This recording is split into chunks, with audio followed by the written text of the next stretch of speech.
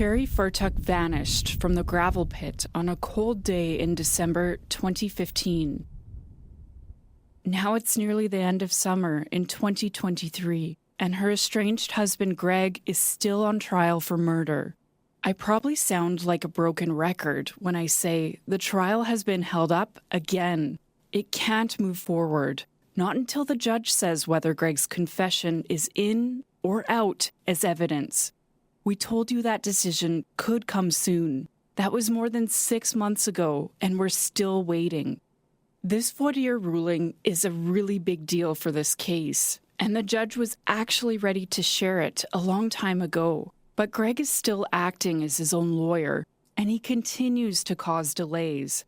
So I'm here now with an update on what Greg's been trying to do and why there's still no conclusion to this case.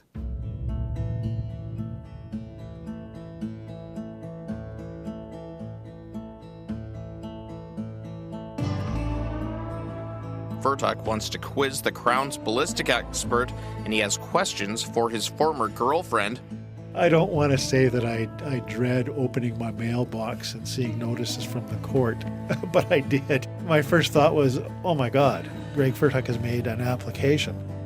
Fertuck began the conversation by saying, hey Doris, remember me, long time, and I'm still a victim. Oh, stuff that's been going on in this trial. It's going to be a real head shaker once I get up and start talking. I'm Kendall Latimer, and this is episode 14 of The Pit.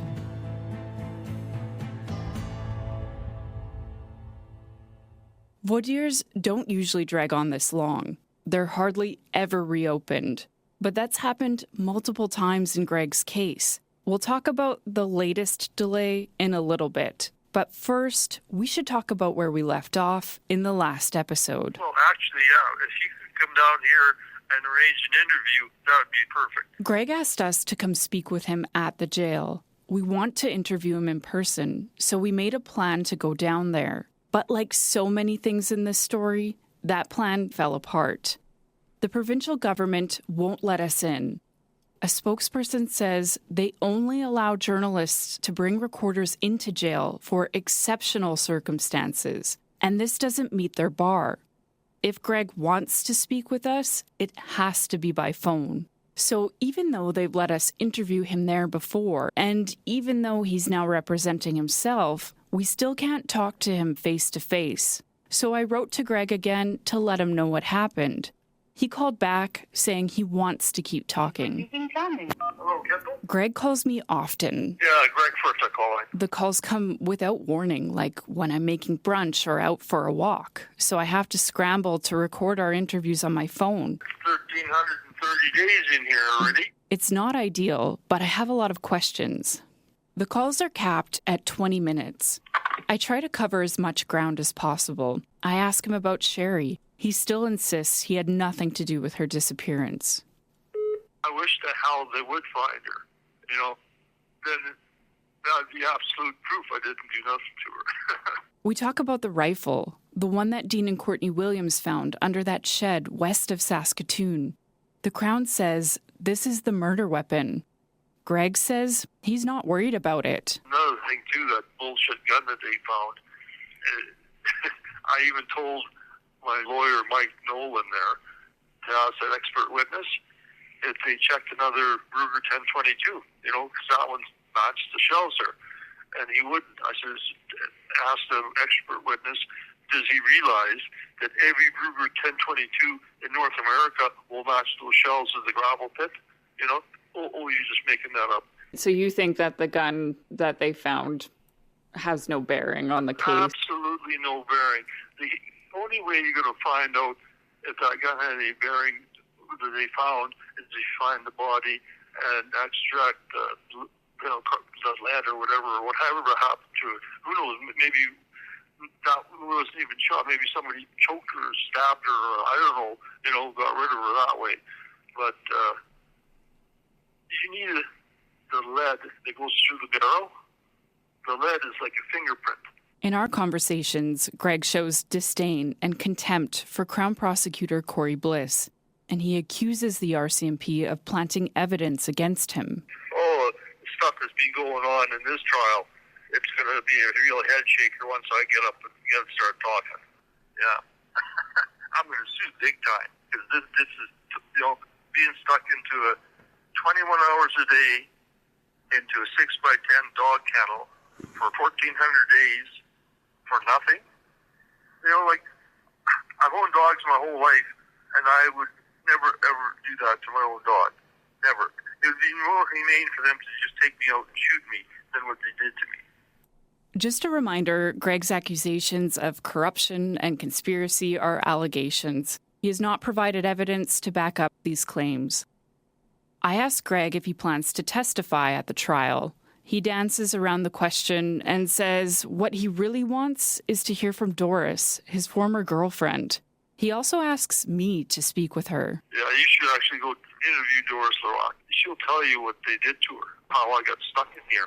I should note that we did ask Doris for an interview long before she testified against Greg. At the time, she told us she didn't want to talk. She said she might speak with us once the trial was over. But that was years ago, and the judge's decision is still far away. Greg tells me he thinks the police pressured Doris into signing a no-contact order, and that's why he didn't get out on bail. I would have been living with Doris. I would have been staying with her. That's where I was for the last 7 years prior to getting arrested. I was, me and Doris were living together. I used to walk the dog every day. Me and him would go out for, an hour or so, something like that. And we used to go, depending what time of the year, we used to go down to Pike Lake, walk the dog through the bushes. But Greg's bail hearing didn't go ahead, and Doris ended up testifying against him.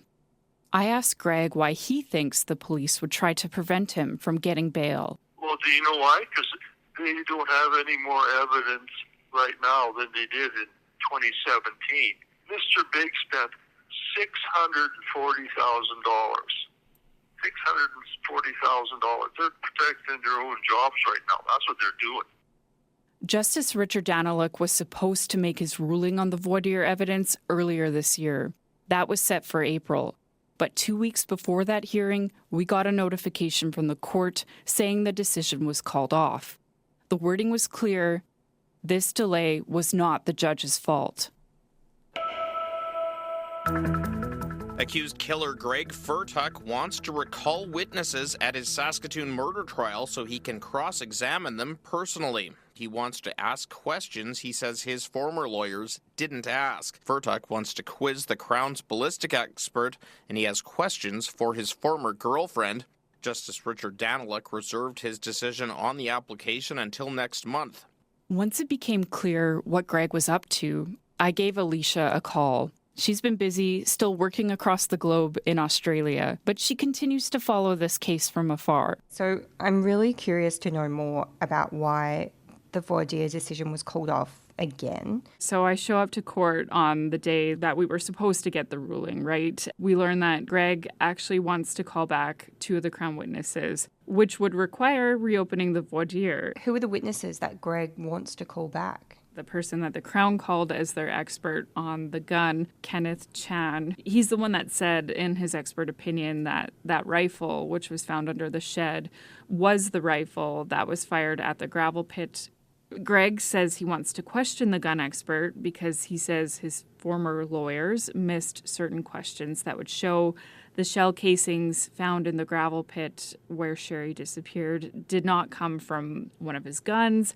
He actually said in court he could prove the shells were, quote, not mine. But he doesn't have to prove that. That's not up to him, is it? Right. He doesn't have to say or prove anything. It's up to the Crown to prove the elements of first-degree murder beyond a reasonable doubt. The problem here for the judge when it comes to considering Greg's request here to reopen the voir dire comes from those assertions from Greg that his lawyers ultimately didn't ask the questions that Greg, who was their client at the time, wanted asked. And so Greg is alleging that they missed elements or were incompetent during the cross-examination. So if they didn't do what he wanted, is Greg having a fair trial in the eyes of the court. And you said he also wants to bring Doris back. I mean, that really struck me because that could be really difficult for her.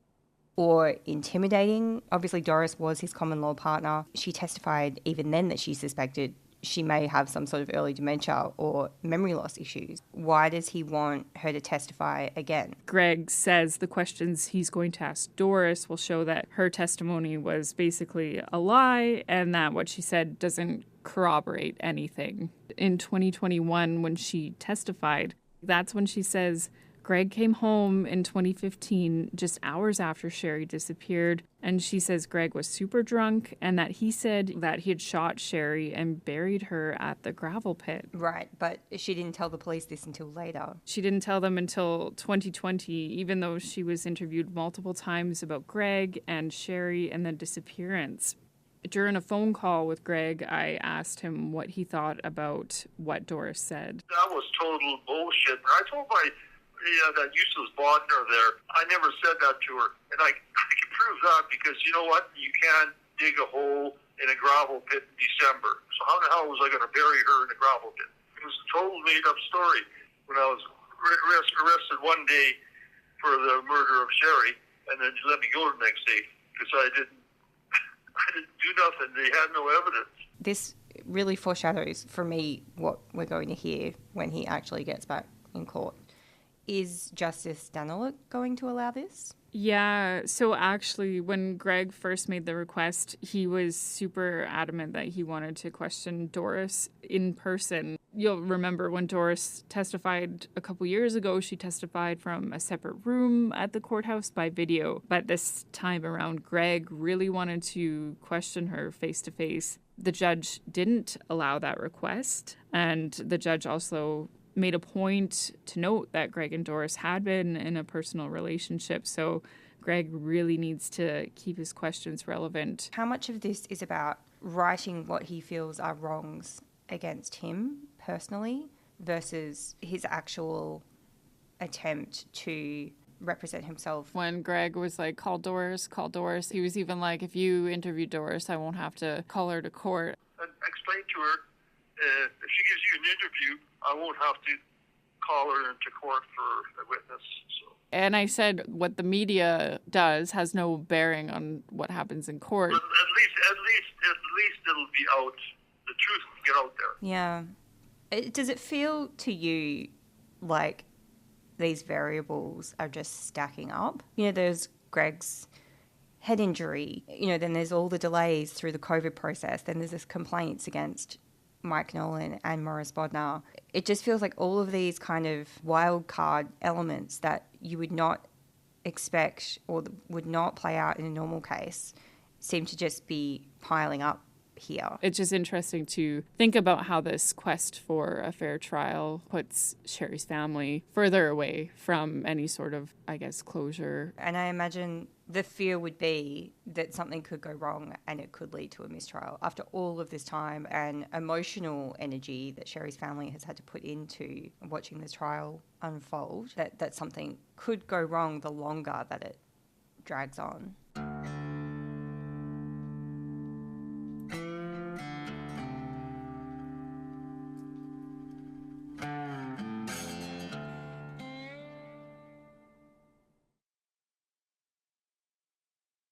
As Greg's murder trial trudges along at the Court of King's Bench, his legal matters take another turn at a different courthouse. The provincial court typically handles less serious criminal offenses, and Greg's name appears on the docket seemingly out of the blue. We told you earlier that Greg is not allowed to contact Doris. As it turns out, he's accused of speaking with her when he wasn't supposed to.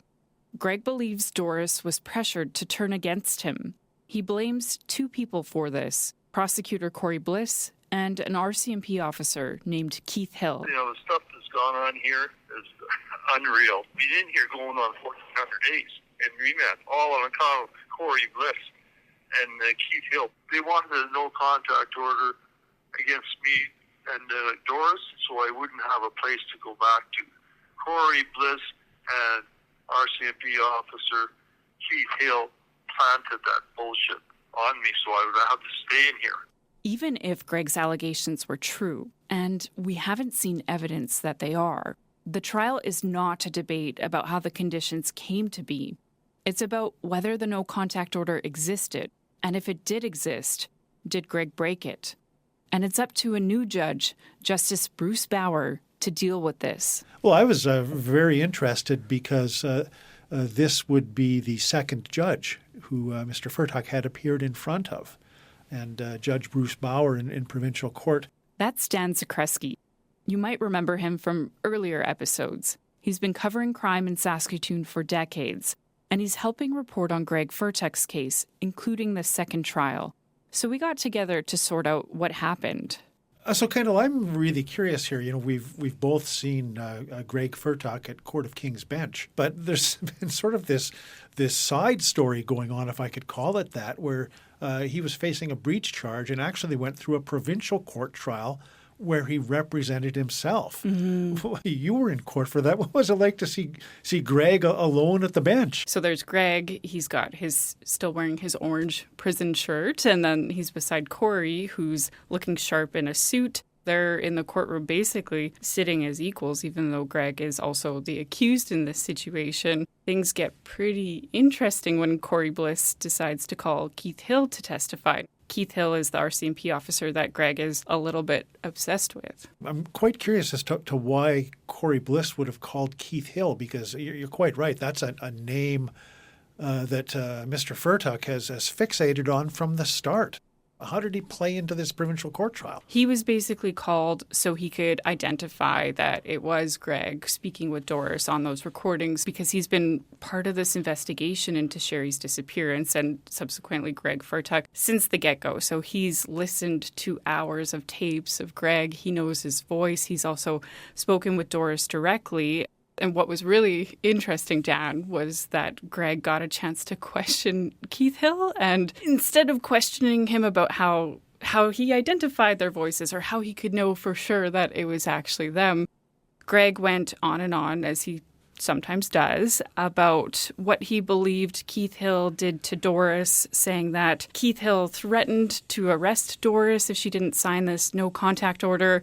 Keith Hill obviously said to Greg that he would never say that. He would never threaten her into this. But like I said, it was just chaotic and off track. And the judge had to basically keep reminding Greg that that's not the point of this trial. You know, that's very typical, I think, of what we've seen. And certainly the admonishments from the bench that we've heard from Justice Daniluk, they all turn on trying to get it into his head, if I could describe it like that, that your questions are not evidence. And I think Greg's failing in these scenarios is he either doesn't understand that or he's unwilling to accept it. And so you went back to court to pick up the decision about whether or not Greg was convicted or not of this breach charge. So when you went back to court that day, what was that like for you? It was fascinating to watch because, I mean, I've seen Judge Bauer, first of all, as a Crown prosecutor and then as a judge. And he's a very steady force in the courtroom. He was very polite to Mr. Fertuck, but he also clearly didn't get dragged into what Greg was trying to do. He delivered the decision that, and it was in some respects a no-brainer. When Judge Bauer found him guilty, then they wanted to move on to the sentencing phase. And the first thing that Corey Bliss asked Greg Fertuck was whether he admitted his criminal record. Standard procedure, right? Very standard, Yeah. Absolutely. It's the first thing you want to do. Mm-hmm. And Greg immediately launches into a speech about Keith Hill and the RCMP. Judge Bauer just goes, "Are you admitting the criminal record?" And Greg speeches and he sort of cuts him off very politely and then says, "We're going to have to order it from Regina and we'll set a date for the next hearing." You know, Judge Bauer's dealt with a lot of combative people in the box over the years. Mm-hmm. So he just wasn't going to have anything with it. What do you make of how politely this judge and others have handled accused people that are behaving like Greg Fertuck, who aren't necessarily following courtroom protocol or etiquette or courtesy and have a tendency to veer off course or interrupt or frankly just extremely difficult to deal with? You know, the other judge, King's Bench judge that I saw it with most frequently was Justice Gerald Albright. Mm. You know, the stuff that he took from people out of politeness and out of an abundance of caution was astonishing. I would have, lost my temper and been screaming at people several appearances early, but he was always steady and even. And I think the misunderstanding or the mistake a lot of the people make, the accused make, when they're treated with almost deference. They're treated as an equal in that courtroom. Greg Fertuck is self-representing himself, so he's treated like that. I think they mistake kindness for weakness, and it always comes around and bites them in the end at some point. And this is tied intimately, and the judges always talk about this, to the presumption of innocence. This person comes into the courtroom like you or I. Nothing has been established. But once it is established, if they are found guilty, they are going to see the other side of the judge and the justice system. And we've seen glimpses of this with Justice Daniluk. If I recall correctly, you recently sat through another trial that Justice Richard Daniluk was presiding over, actually another domestic homicide.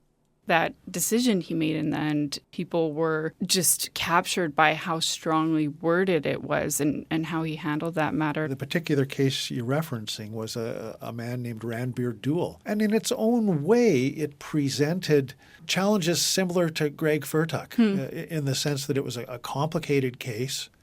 There was very much circumstantial evidence. Greg Fertuck had a head injury, so there were issues of comprehension. Here it was language. Did we need a translator in court? So Justice Daniluk, all through the trial, was, again, almost deferential to the accused. Do you have a notebook? Do you have a pen? If you don't understand anything, stop the process. And it was like that through the entire trial.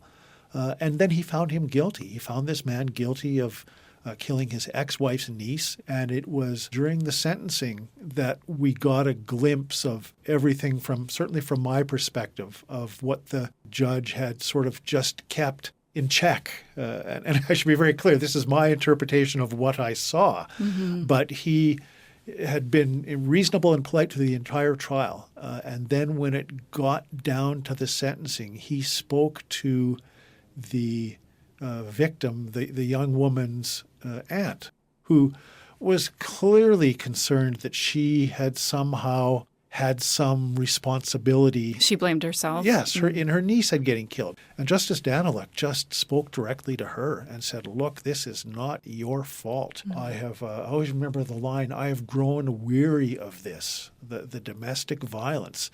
And he just laid it out so explicitly. Men in Saskatchewan solve their problems with women by hitting them. And that is wrong. And looking at Dul, sir, you're a killer. The presumption of innocence is no longer there.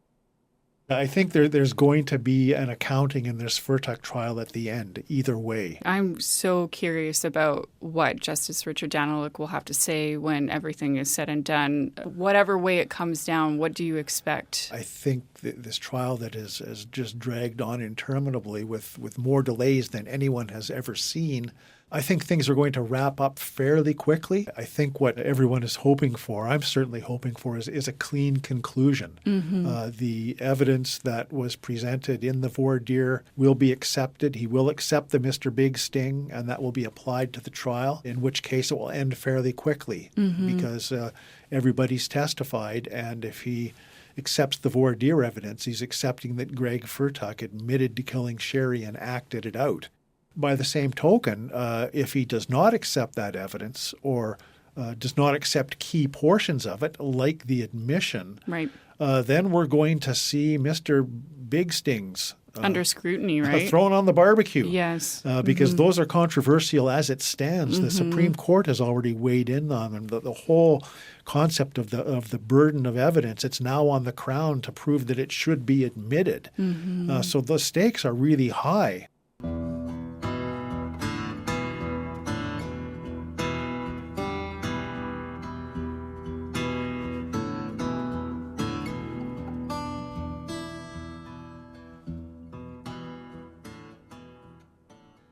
It's near the end of June when Greg's murder trial picks up again. It's back on so he can recall the Crown witnesses, the gun expert, and Doris. As the court date approaches, I think about how strange it is that Greg was convicted of a criminal offense because he spoke with Doris, and yet he's allowed to force her back to the courtroom so he can question her.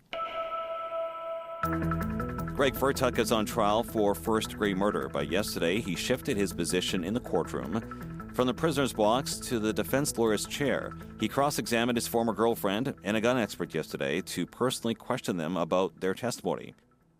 On the day of questioning, Dan and I are both out of town, but our colleague Pratush Dayal was there in the courtroom. I give him a call to see how it went. Hey, are you still there? Yes, I am. Okay, perfect. How are you doing? How did it go for you? I think the biggest takeaway today was, and very surprising, was, Doris saying that Fertuck never told her that he killed Sheree. And we all were like, oh my God, wow. Did she expand more on that, or how did that come about? Did she say she made that story up, or she was confused? She just said, no, Fertuck never told me. And the judge also tried to probe her on that. And she said, no, I don't remember Fertuck telling me ever this.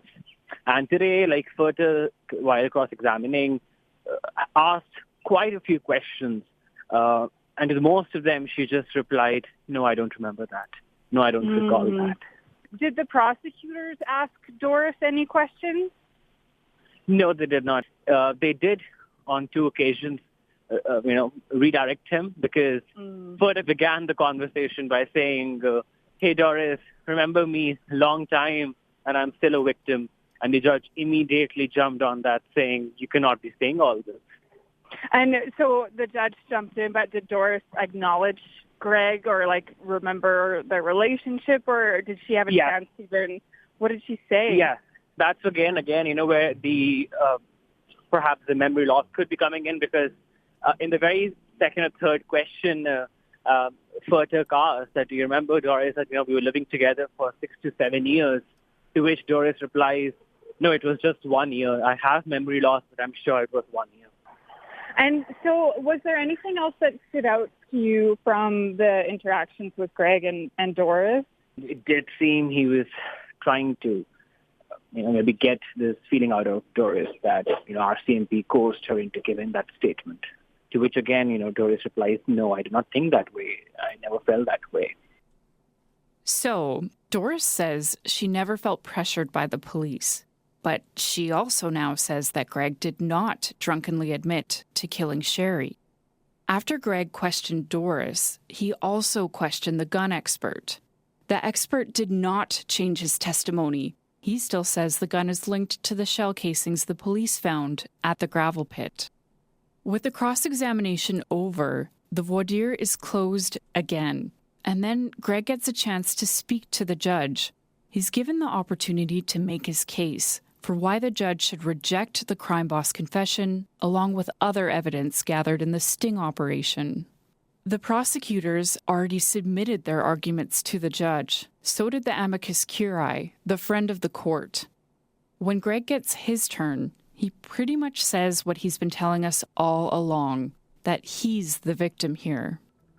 In his oral submission around admissibility of the evidence, Fertuck said he did not kill Sheree and that all the information he shared with the undercover officers was not true. The King's Bench Justice adjourned the case until September 22nd, when the judge will give his decision on the trial within the trial. But less than a month before that decision, we got another notice from the court saying there was another application from the defense. I don't want to say that I dread opening my mailbox and seeing notices from the court, but I did. Because my first thought was, oh my God, Greg Fertuck has made an application. That's Dan again. Dan attended the court hearing that was held for Greg's new application. Given what you and I know about the trial, I couldn't figure out what the heck is he applying for? What's going on? There was nothing left. There was nothing left. I thought. Well, we catch up after it's over. And at this point, it really feels like Greg is throwing spaghetti at a wall to see what sticks. The amicus curiae, the friend of the court, I felt bad for him because he stood up and basically told Justice Daniluk that, I'm not 100% sure what Mr. Fertuck is applying for here. I've walked through the material with him. I don't fully understand the point he's trying to make here. So have at it, Mr. Fertuck. You're the lawyer now. So Justice Daniluk, very patiently, again, Mr. Fertuck, what do you want to do? And what it turned out being, the first part was he wanted sections of his provincial court trial transcripts taken and applied to the voir dire. From the breach issue? Correct. Okay. And the other was he wanted, and I don't fully understand this myself, he was trying to make some argument about Doris Thurrock's banking records. She had may or may not have given, and I'm not trying to be cute here, the Crown and the judge never really understood the point he was trying to make, but it had something to do with whether Doris had given up her power of attorney over her banking records. And Greg, in his defense, and as much as I can make a defense, all he has is time on his hands to think about this stuff. That's right. And I was sitting close enough to him that I could see that he had at least 5 or 6 sheets of foolscap, handwritten, single-spaced, like he had a laundry list of arguments to make, and just none of it made sense. The court transcripts, what he wanted from the transcripts, again, were how Keith Hill, the RCMP officer, was lying. If you look at my provincial court trial transcripts, Keith Hill says that Doris said this. But when she was recalled to the stand, she actually changed her story. So Keith Hill is a liar. And Justice Daniluk very gently said, perhaps you should consider that the change in the testimony says more about Doris than it does about the RCMP. And then Justice Daniluk went on to try to explain a little bit about the process, and Greg made the fatal mistake of interrupting the judge. This is my perspective. Yeah. But he went from zero to salty Daniluk in about 5 seconds. And he said, you're not in a bar, sir. I have shown you the courtesy of listening to you. Now you will listen to me. And he laid it out. He reiterated the stuff about, it says more about Doris than it does about the RCMP. The banking stuff, he has no idea. And then he sort of took a step back and gave Mr. Fertuck the eagle-eye view, saying, look, you, even though you are now representing yourself, you do not bring a pile of sticks and put them on the courthouse steps and ask us to make you a fire.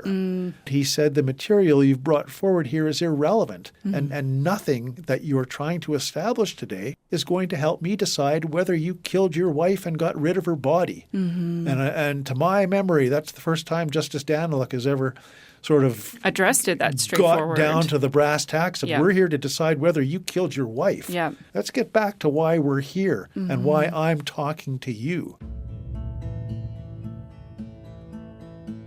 The trial, the voir dire part of it, is so close to being over. That big decision is just days away. It will be a pivotal moment for everyone involved in this matter, and it's been a long time coming. Once we learn those details, we'll meet you back here for another episode. And then we can finally take a closer look at what that decision means for this case and the people closest to it.